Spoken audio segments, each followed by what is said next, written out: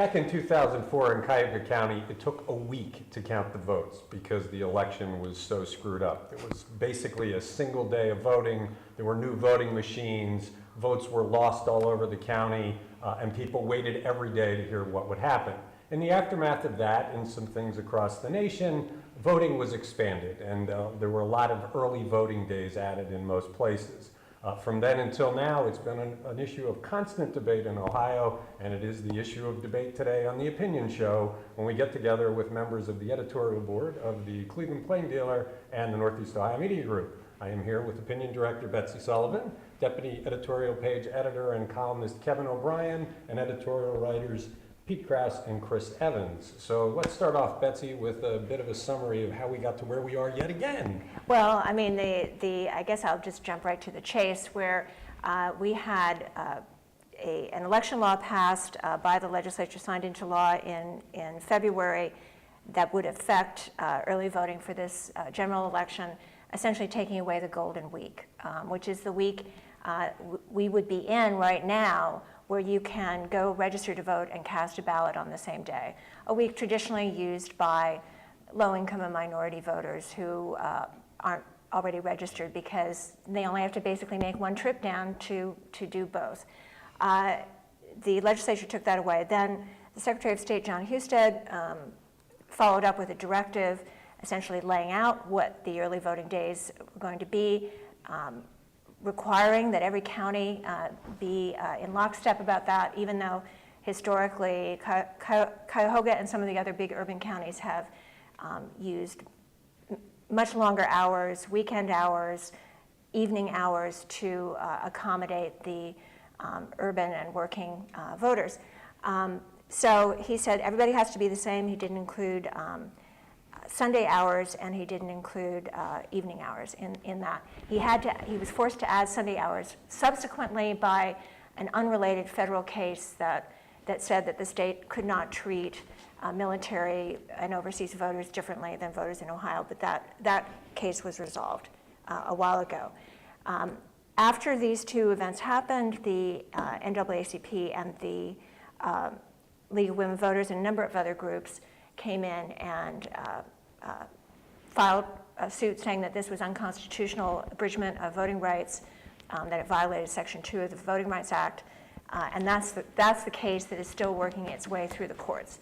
A federal court judge issued a preliminary injunction saying basically, Ohio, you can't apply that to this general election, and then he issued a final order and opinion earlier this month confirming that and ordering specific days that had to be restored by Husted. A federal appellate court, the one in Cincinnati, basically unanimously agreed with him and issued their order last week. The state immediately took this to the Supreme Court, which on Monday, literally on the eve of the day in which early voting, the Golden Week, was to begin, issued a stay without explaining their vote, but saying that the four traditionally liberal justices would have not supported that. So we know in effect it was a 5-4 decision.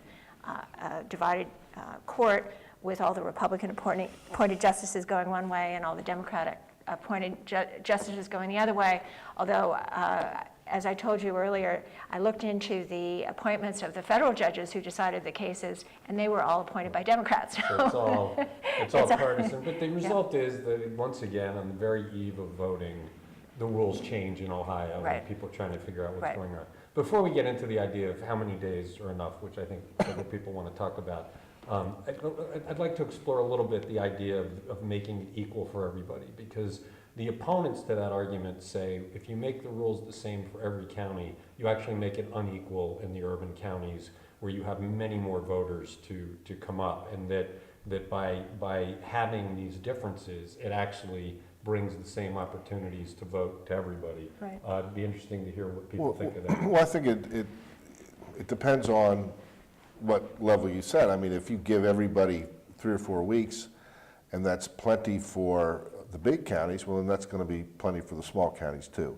So whatever you set, I think, should be based on what the large counties require, and then let the smaller counties. But the argument against that is that puts an undue burden on the smaller counties that can't afford to staff their polls at all of those hours, and so that makes it unfair to them. Again, it's not Well, equal. can't they, I mean, one of these polls are at the boards of election, right? During regular business hours, right? I mean, No, but what they've done is they've said in places like Cuyahoga County, you want to have it at night, you want to have it on weekends, so that all of the people get a chance to vote without having to stand in line on other times. I think it's important to note that the counties have done this differently, basically ever since early voting was instituted. So, in 2008, 2010, 2012, we had counties differentiating, and only a small number of counties actually providing the weekend voting hours and the evening voting hours. And there is, because this was geared to the needs of their local voters, what is the big deal about this? And this is what the two federal court decisions said. They said further that Houston does not have the authority under Ohio law to order counties to be, in lockstep over this. That's at least Right, only judges can do that. I mean, you wouldn't want local election officials or state election officials in the legislature setting laws about how voting would be conducted in your state, would you? You would really want a judge to take care of that for you. What is your thought on making it equal for everybody? And getting away from the idea that you think we should all just go to the polls on Tuesday. The equal, unequal argument, where would you be on that? The only denominator you can use to make something equal is the amount of time allotted. You allot the same amount of time, the same hours in the day to every county, and you're done. It's equal. But it's not equal. And it's preposterous to argue that because somebody might have to stand in a line for 5 minutes, you add a week to the election schedule. But in 2004, there was 8 hours. I mean, people were standing in line all day. Yes, They were leaving. this is a huge overreaction to 2004. But if I have 100,000 voters to get through, and another county has 1,000 voters to get through, how is setting the same number of hours fair? Well, it's sort of like what Pete said. If you set the amount of hours that will handle the large county, the small county's not going to have a problem. If you do it during regular business hours at the Board of Elections, you're not paying overtime, you don't have people there nights and weekends, you got it covered. So one of the things that the federal courts were very clear about, and the Justice Department, which intervened in this case, was very clear about, is the requirement of Section 2 of the Voting Rights Act. The federal law that is the granddaddy of assuring that we all have equal access to the franchise, including minority voters and including low-income voters and including white suburban voters and everybody. And that is that you cannot abridge rights. So the issue here is that Ohio, as a result of all these historical things that we have talked about, has implemented Golden Week, has implemented weekend and evening voting in the large urban counties, can show statistically, at least the plaintiffs did, that these extra hours on weekends and evenings and the Golden Week are used disproportionately by African American and low-income voters. Therefore, you are abridging the rights of a certain class of voters when you take that away. If you were affecting everybody equally, it would be just what you said, Kevin, but you're not affecting everybody equally. That's why it's an abridgment. That's why they found it to be illegal and unconstitutional. So that Golden Week then, a disproportionate number of Democrats or low-income voters would use that week as opposed to the 5th week or the 4th week or the 3rd week leading up to the election. Is that right? The argument is that they disproportionately use the Golden Week, the evening hours, and the weekend hours more than other categories of voters, so that when you eliminate those particular hours, you are eliminating hours disproportionately used by a certain class of voters, and thereby abridging their ability. But is it disproportionate in the other weeks too? And if it is, then if you just went from, say, 6 weeks to 5 weeks, you're not necessarily treating anybody differently. You're just shortening that time frame. Because, I mean, do more low-income voters tend to vote early, just in general? So actually, early voting is used as much by white voters as by minority voters, but the suburban voters tend to vote by mail early voting, as opposed to doing Okay. the early in-person voting, which is the at issue here. Plus, I believe that it is, it doesn't matter whether there are other opportunities to vote. If you are specifically abridging the opportunity to vote that is used primarily by a certain class of voters, that is being interpreted in these cases, and maybe, Kevin is right, this is, judicial, legislating, or maybe it is all politics, but I read those rulings and I am convinced that and I read what the Justice Department said about what the law requires, what the Federal Voting Rights Act requires. I think that they are abridging the rights of a certain class of voters, because the evidence shows that the Golden Week, the weekend voting and the evening voting is used much more for in-person early But voting let me go back to minority. 2004. Okay. Say in 2004, we have this nightmarish problem, and instead of saying the solution is to have more voting days, we said, okay, there are long lines at precincts, we don't have enough voting stations at the precincts. Because up until 2004, Channel Dick Figler, in my day, you went and voted on the last Tuesday and that was it. So if we had long lines, it meant there weren't enough places for people to vote. If the solution then had been, okay, let's invest a lot of money, make sure there's enough voting stations to move this along, we wouldn't be talking about this, and the loss of early voting is an abridgment of rights. I don't know that that's necessarily true, because it's not just the machinery, it's also poll workers, it's locations, it's a lot of things that factor into that. It costs money. Well, they cost money and that you just didn't have. I mean, getting people to go and work the polls is not an easy thing to do in a lot of places. But when they needed extra, they doubled the fee and they got all the extras. It was one of the things Jane Platten did. Instead, I think it was $100, they paid them $200 or whatever, and they had a flood of people come in.